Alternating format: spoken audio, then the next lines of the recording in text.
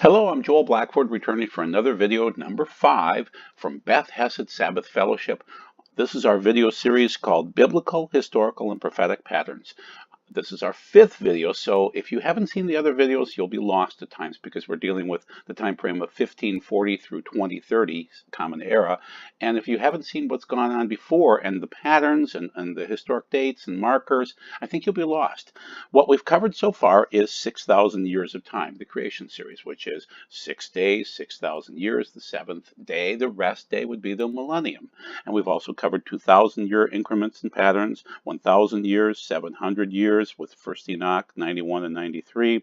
Then the Shemitah cycle, which is the 7-year pattern, which is 6 years of work, and the 7th year you rest. And then people, slaves say, are returned. We'll call them indentured servants, are returned during that Shemitah 7th year. Then the land is returned on the 50th year, the Jubilee year. We've discussed that too. We've gone through Daniel 9 quite a bit. We've talked about Bullinger's 490-year patterns from the Old Testament, and then right now we're in the midst of the going forward 490-year time frames from 70 to 560 to 1050 to 1540, and now we're going more modern from 1540 to 2030. So we'll hope that you enjoy this, and if you'd like to send us information, you can click on YouTube and send us a thank you note or anything like that about these videos if you're learning things that are really amazing and edifying. So I want to clarify one more time that in the Daniel 9 vision that he's talking about 70 weeks, but he's also talking about vows, that whatever Lamech said back in Genesis 4, when he said, if Cain is protected for 7, then I want to be protected for 490. And the disciples did ask Yeshua, how many times should we forgive? And he said 490. He didn't say 1 or 2 or 10 or 20. He said 490, right on the nose. So keep that in mind as we're looking at this, that this is part of prophecy. These are vows, and those vows will be held accountable by God. So let's look at this again. So we've seen Nebuchadnezzar, the head of gold, and that was the earliest kingdom. Then Cyrus, and this is all part of the Daniel 2 dream, but it's also fitting into Daniel 7. Cyrus was the next leader. He was the breast and arms of silver, and he was Medo-Persia. Then Alexander was the leopard, and he was the Grecian leader, the belly and thighs of brass, and then the legs of Rome, and then that papal system where iron and clay doesn't mix together, and the Caesars were involved in that.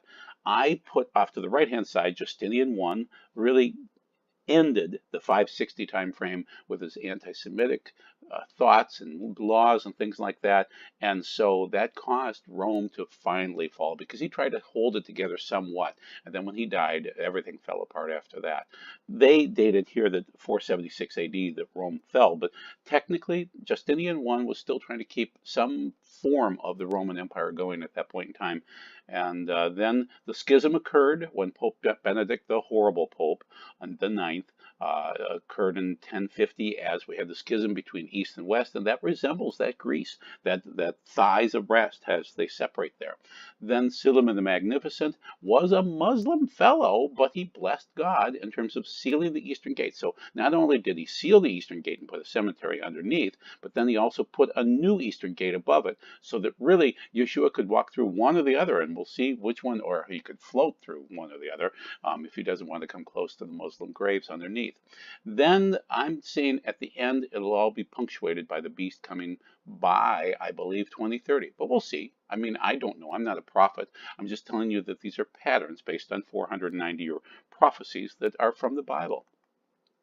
Let's get to 1867-68, and let's also keep this in mind. I'm not showing you all of the history that occurs from, say, 70 to 560 and 560 to 1050 and 1050 to 1540 and things like that. I can't show you all the history, but I can show you the important pieces of history. So this is important. This is a Jubilee year, 1867. In my mind's eye, it's a Jubilee year. Mark Twain is up above looking at this picture right now of Jerusalem, and he's cursing it, basically saying, oh, this is a desolate country whose soil is rich enough but given over wholly to weeds, a silent, mournful expanse of desolation. We never saw a human being on the whole route. Hardly a tree or shrub anywhere, even the olive tree and the cactus, those fast friends of a worthless soil, had almost deserted the country. So he's looking at the physical, not the spiritual. And he said it smelled of camel dung, and he mocked the Holy Land.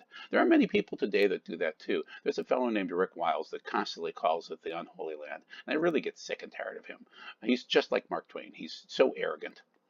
So that's Mark Twain sitting there mocking the land where Adam lived and David ruled and Yeshua was, because he was an atheist and he really didn't care. But then it's a tale of two men. Lieutenant Charles Warren blessed the land by going underneath and looking for the spiritual. Remember how I mentioned to you that we have Suleiman the Magnificent really embodying that same spirit in 1540 of setting up the mikvahs first, the baptismal fonts, we'll call it, the water systems, and then also Nehemiah did the same thing, that you have to set up water first for people to drink. So in this case, setting up in this Jubilee year, Lieutenant Charles Warren was funded by the British Royal Engineers, and he secretly excavated some tunnels near the Temple Mount. He never really quite got to the Temple Mount, but he got close. And so he started in the Gihon Springhead in the city of David, then he moved up the hill. And keep in mind, I believe that the Temple Mount area is the Temple Mount area. I don't believe that you could put the Temple Mount down in the city of David. That would be ridiculous. So it's up the hill, and they had a water system to get the water up there, and he found that. He discovered that. He found all the blocked passages. It was a dangerous job, but he seemed to be blessed as he wandered about looking for the water systems. Also, keep in mind that this was only for the mikvahs, so whatever he found was only for baptisms and water mikvahs, we call it. And so ritual purity was the only thing that he was looking for, really, for the water systems. Whereas if you were drinking water in Jerusalem, it came from 10, 20 miles away, and it was piped in with aqueducts. So there is a difference there. There's the common water that you drink, and then there's the holy water that you would use for mikvahs. So he was banned by the Muslims to view this area and to do excavations, but he did it anyway.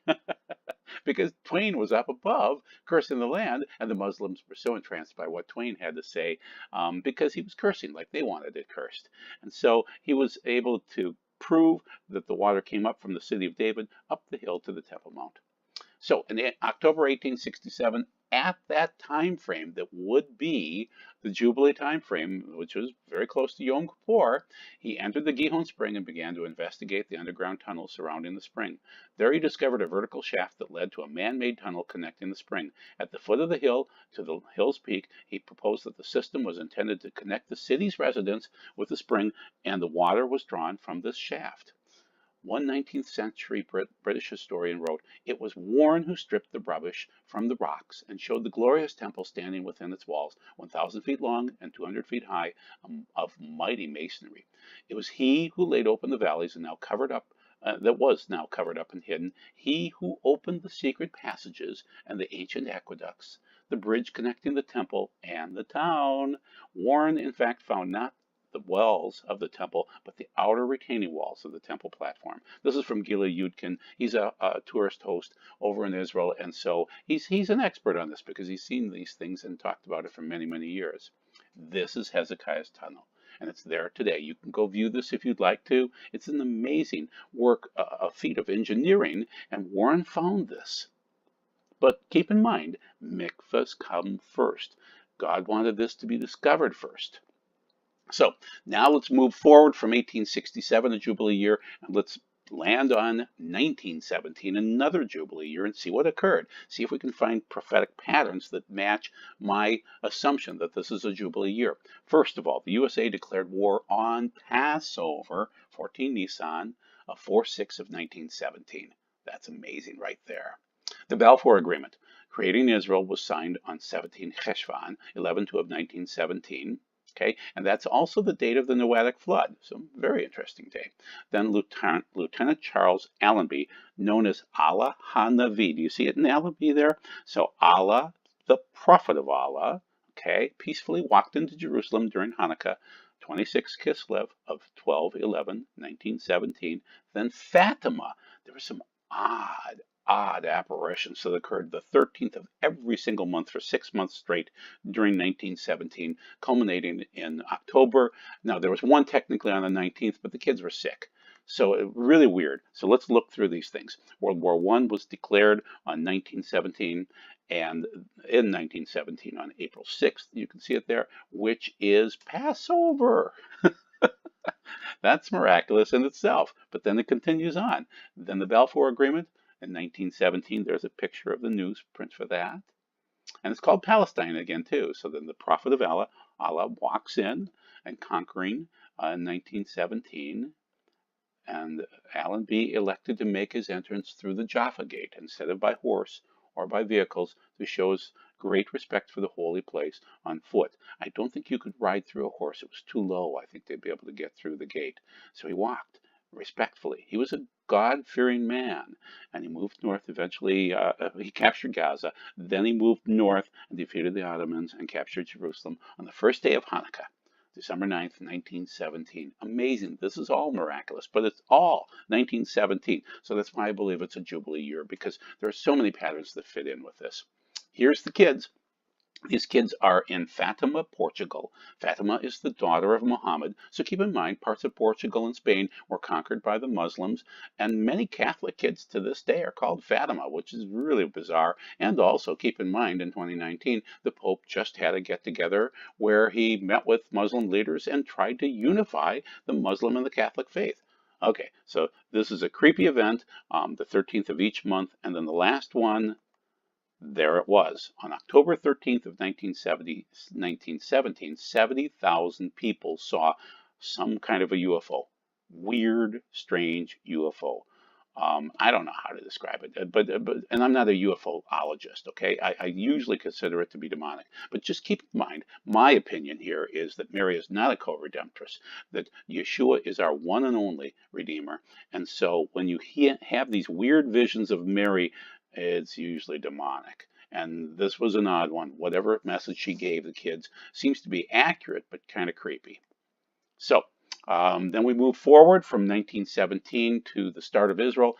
A subcommittee voted in favor of creating the state of Palestine, Israel, in 1947. Then in 1948, on May 14th, my parents' anniversary, actually, that's when the nation state of Israel was born. And here's proof of that right here from the Palestine Post. They were Palestinians. That's what they called themselves until they called themselves Israelites. And now the names have changed, haven't they? Then as we move forward, we see this blood moon tetrad occurring as soon as the war is over. So the war ended around March-ish of 1949. Then in April, we have Passover, Sukkot, a blood moon eclipse tetrad. We've talked about it before. And so it was 1494, right after Columbus returned. And remember, he had that Ides of March storm, so he couldn't return right away. He returned just as the Tetrad kicked off. Then the next significant one, the next one actually, is 1949, 1950, then 1967, 68, so they all match up. And also, the rains returned to Israel in about 1900, but the rains were especially wonderful in 49, 50, and 67, 68. So let's move to 67, 68, and let's look for the Jubilee year again and the Six-Day War, which these soldiers helped to conquer Jerusalem and return that land to Israel. There's Shlomo Goren. We're going to talk about him. He lived to be 77 years of age. Whenever you see a godly rabbi living to 77, you should take notice. Something amazing might happen. So here he is blowing the shofar in 1967 after they won the war and they captured Jerusalem. Then they gave back the Temple Mount within minutes after that, which is just amazing that of all the men, Moshe Dayan would do that. But that's what happened. Now, his name means threshing floor. We're going to prove that to you. So let's look at the Tetrad again from 67, 68. There it is. And it all fits into weird patterns too, which is rather amazing, all the way through 1982.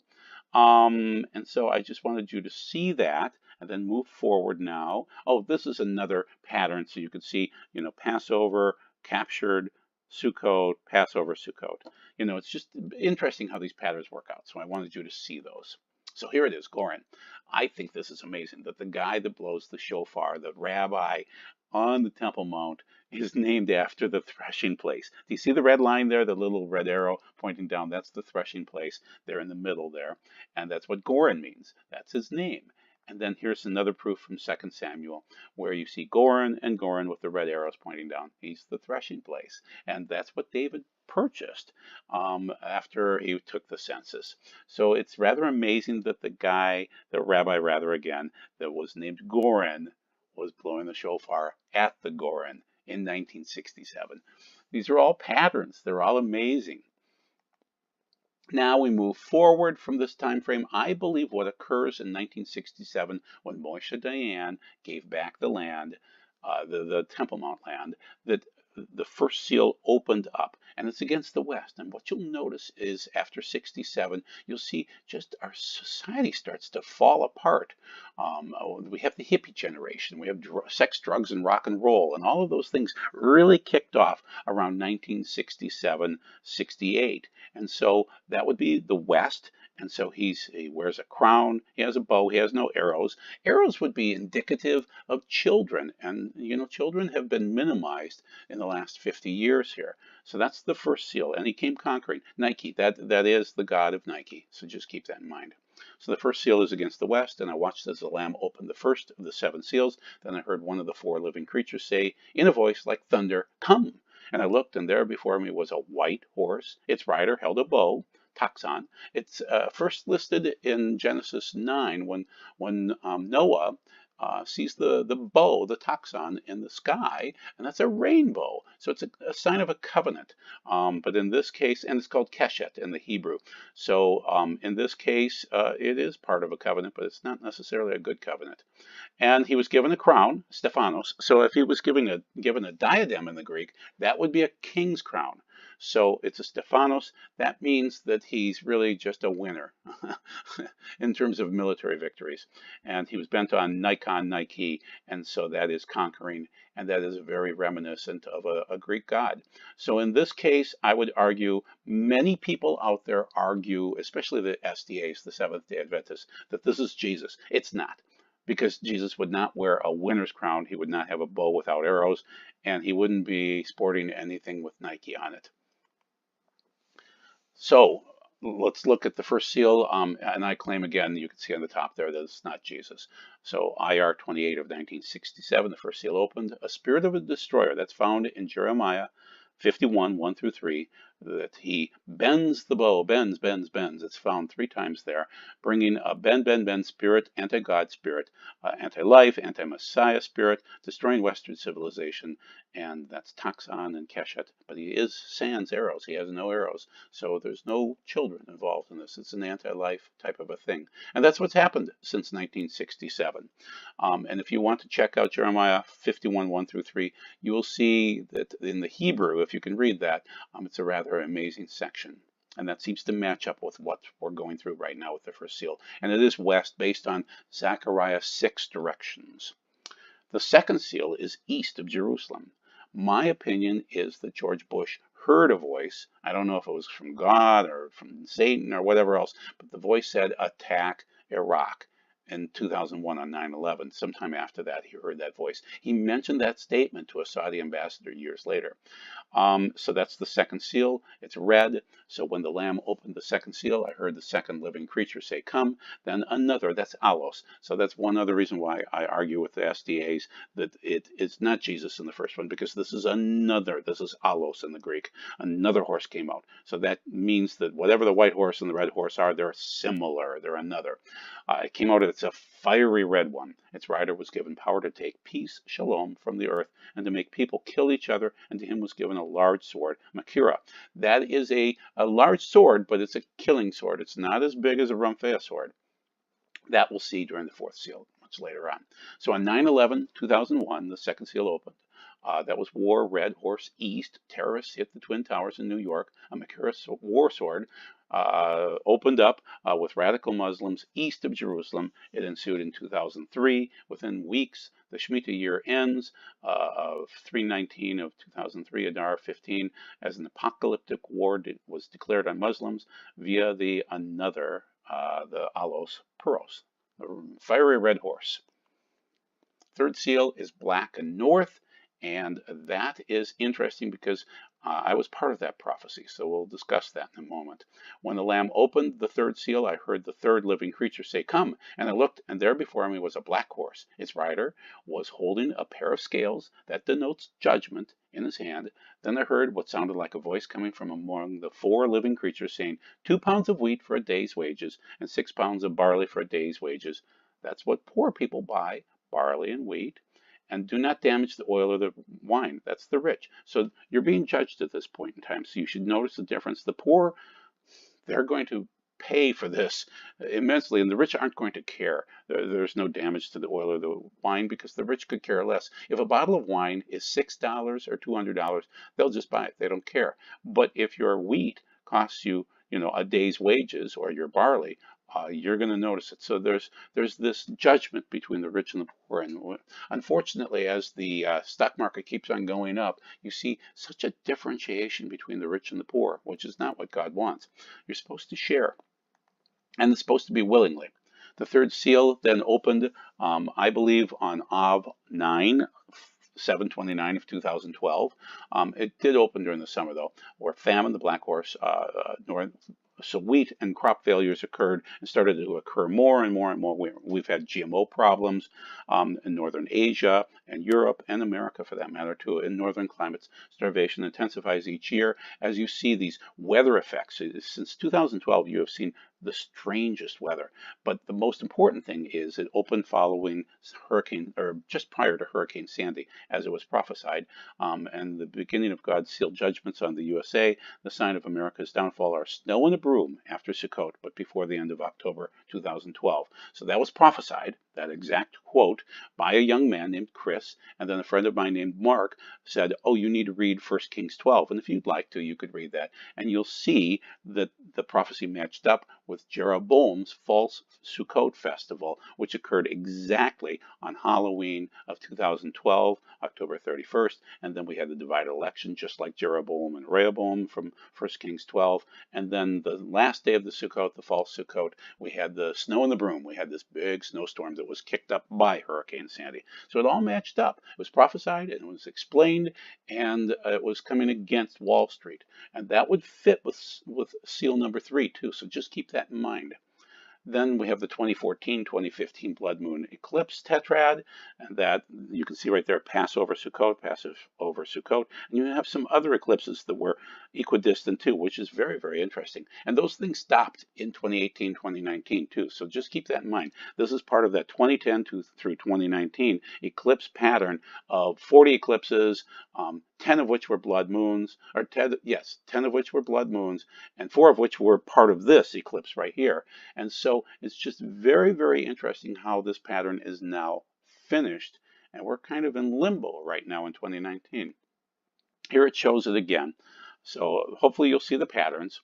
1492, he takes off. He returns in 1493, and then we have the 1493, 1494 Tetrad. Okay, and the Inquisition was really what caused this, as Jezebel was kicking the Jews out of Spain, and they needed a home. So then 48, 49, 50, we see the war ends in 49, and independence happens in 48, and boom, there's your Tetrad again, and rain. And then the 6-Day War, boom, 67, 68. And now, what's going on right now? There's a lot of things going on right now, but, it's just, this is from Carlos S. from America's Last Days blogspot, but it's an interesting chart, and it shows historical patterns. That's the end of this video. We have much more to come, so please stay with us for video number 6, and thank you for your time.